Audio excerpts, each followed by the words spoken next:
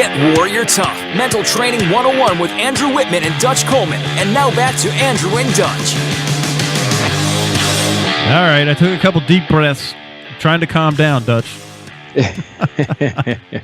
It's difficult, man. I got to tell you, it's difficult because it's just like surrounded by mediocrity, and it's okay to. And then the saboteurs, man, the people that actively sabotage, dude. This is criminal. Okay, I'm going to say it's criminal because it's not illegal. Because illegal is different than criminal, right? I'm not saying what they're doing is illegal. It's not. But what they're doing is criminal. They are taking money from somebody and actually sabotaging their business at the same time they're taking money. They're trying to get them to lose money. Well, you did share some good news at the end of the segment with respect to what do you do with these employees. So I love the fact that some people were probably just thinking immediately you just get rid of them, you just fire them. But we have an opportunity to correct it in leadership, right? We can Absolutely. take these individuals and we can train them. Yes. We can coach them up. We can do different things. We're going to talk about that. But I love the way you said that. You gave the leadership a choice. Before you get rid of them, you gave them a choice. And we talked about the unemployment line. Having this knowledge helps you go into the current existing unemployment line and identify people who are hungry and who are willing to adhere to a mission, willing to adhere to a vision, to a team, willing to be coached. So you can go into that line and not just hire random people, but target certain types of people and pull them out of that line. And the ones who weren't willing to comply, they can take their places in that line. Absolutely. And I'm glad you brought that up because this is what we do is employee engagement, right? And we said it before. You have to engage with yourself before you can engage with others and with the company. So CEO of you. That's what we do. And it works. It's scientifically proven. You know, it's a proprietary system that Dutch, you and I have had great success with in every area and industry you can imagine. There might be one or two we haven't gotten into, but I bet I could make a comparison with a different one. Oh yeah, it's a human thing. I tell people all the time, this is a human factors thing. This is about people, right? Yeah. So the only industry that I tell you probably won't work in is the robotic industry. Right. If there's people involved, this isn't about a job. This isn't about a task. This isn't about a level of pay because it works top to bottom, sideways. If there are human beings involved, that's what we're dealing with, the human machine, and it's going to be successful in any industry. Now, here's the underlying reason why these people aren't engaged. It's not their fault. It's because, and I'll tell you, they'd be like, well, it's their fault. No, not really. Because most workers, they want to have a role and they want to work for a company with highly defined set of expectations, and they want their work to have meaning and underline this, highlight it, purpose. They want their work to have meaning and purpose, and they want to use their talents and their strengths to do what they do best every day. They want to learn and grow. They want to learn and develop. They're just not getting it. The reason why, I mean, you saw some of these numbers. Mm-hmm. I'm just going to give you a couple more numbers. 22%, only 22% of employees strongly agree that the leadership of their organization has a clear direction for the organization. Which, Dutch, you and I know this already. Most people don't even know what their own target is, so how could they have one for the organization? Right. And sadly, most employees can't identify or describe to you or repeat what the mission of the organization they work for is. Because if there's a mission, if there isn't one. Listen, I was with a group in the last 2 weeks. Multi-million-dollar corporation that it's private, but it does a lot of government work. So it's a contractor. No idea what they're targeting. No idea of clear direction. None. And none. Listen to this. 15%, only 15% of employees strongly agree that leadership makes them enthusiastic about the future of the organization.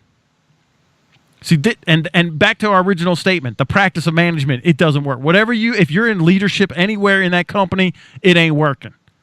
Because only 13% of your employees across the board, only 13% say that you're communicating effectively as leaders.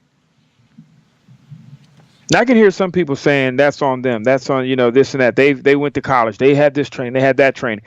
Wouldn't it be nice to know that as a fact instead of just throwing your opinion out there? So what we're telling you is how to confirm that. So if I've never even attempted to give them any of the things we're talking about, then I don't know what's really going on, right? So if I haven't, if the data's telling me this, and I ignore it, and I just want to stick to my, I think this or I think that, without any right. evidence, facts, and we don't care about the facts, right? And wouldn't you love to put it in a fact category that you're right by trying this and doing this? Because if you do this, you're going to find out. You're going to find out this is your opportunity to help them, or find out that you were right. So you win either way. Either you help them. Right. But I will just tell you, for the person that's saying that they're right, though the data says, the facts say that you're not right and you haven't been right for at least a decade. And it's getting worse. Or longer. That's just that we know of. Because the numbers are the numbers, man. Absolutely.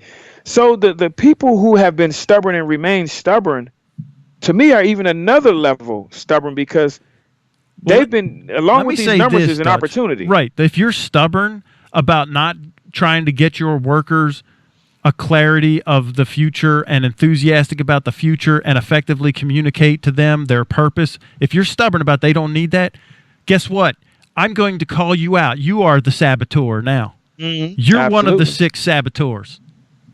Absolutely. And what does that say to you as, number one, a person that's in leadership of this organization, or in ownership? Maybe you even own this organization. Yeah. So you're trying to move this organization to a certain place.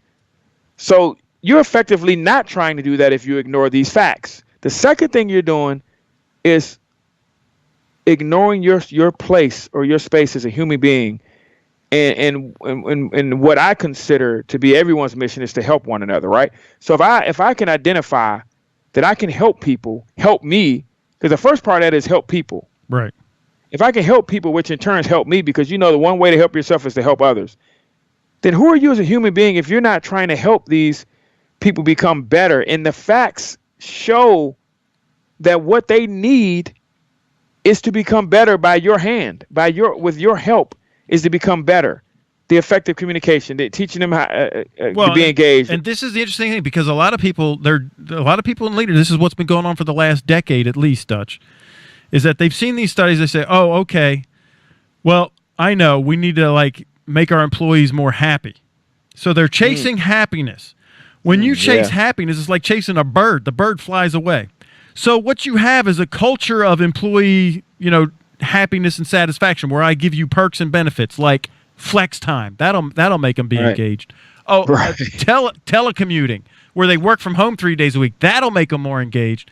What if I get them childcare and a workout space and free lunch, and then so that's what they're throwing all this. They're chasing happiness, and they're trying to make the employees satisfied instead of creating a culture of purpose and substantial achievement. And at that point, you're not chasing happiness. Happiness actually chases you, which we did a whole show about that. When you're achieving something, a goal and a target, you have a clearly defined target, and you are going after it. Dopamine, the hormone dopamine, the happiness hormone dopamine, is released into your body, and you feel good. Mm-hmm. The thing about chasing happiness is happiness changes. Happiness changes daily.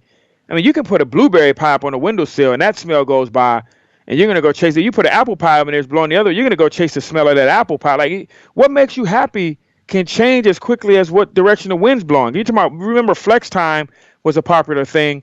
Working 4-day weeks, having that Friday off was a popular thing. Having daycare at the job is starting to become a popular thing. Being able to take your pets to work that stuff changes.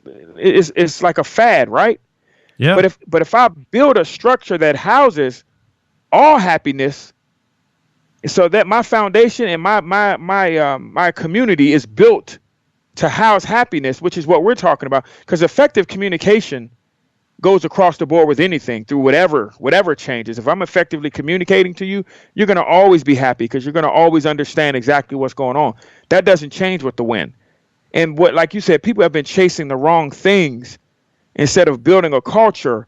Well, they're throwing stuff at it. They're trying to throw Band-Aids at it. Well, we'll give you this perk and that perk. That'll make them happy.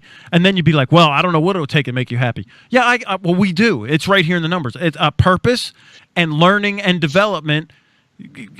That's it. It's really that simple. And that doesn't change daily. No. Like, the mode or the medium to which to do those things can change. You're going to grow with that. You're going to adapt with that. But that mission, that goal, that development, that's not going to change. That's something that's going to always hold true, and that's what the people want. Through their own words. Through their own. I mean, this is.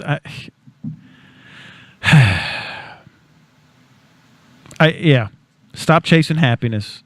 Stop chasing. We got about a minute left. I know. I didn't want to even get into the numbers because I wanted to talk about the cost of not doing this because there's not doing it. Yeah, because this is. I'll say this. Here's the cost of you keep doing what you're doing, whatever you're doing right now in your company, and all the way up to like 2 weeks ago, unless you've completely changed the dynamic in the last 2 weeks when this came out, up until that point, right from 2 weeks ago. Whatever you're doing right now is costing you millions and millions, shall I say, billions of dollars, right, depending on what size your company is. And I'm going to break it down so you can get your head around the numbers. Because what happens – go ahead. I'm so glad you put it that way because the first thing when you go to an organization with a solution, they say, what is this going to cost me? And you hit it right on the head when you said, what is it going to cost you if you don't do this? Yeah. That's what people need to look at. Right, and I want to break the numbers down because what happens is, I just read an article about this. They call it, there's an illusion of wealth and an illusion of poverty based on how big the number is. And actually, the bigger the number, you get these numbers like 2 billion and 4 billion. You can't calculate that. You ain't got a clue. And they ask you this, like, here's the question. Would you rather have $1 million in your retirement account or live on $5,000 a month for retirement? And however you look at that question, decide which way you fall on it. But they're both come out to be the same amount of money over a 20-year retirement. So I'm going to break the numbers down so that it takes away that bias. It takes away that heuristic. It takes away that illusion so that you can get your head around these numbers so you understand exactly what it's costing you to keep doing business the way you've been doing it up until the last 2 weeks. Unless you've changed drastically in the 2 weeks, I'm going to give you the window because you might have changed. But these numbers go all the way up to the last 2 weeks. All right, you're listening to the Get Warrior Tough radio show with Dutch and Andrew. We'll be right back.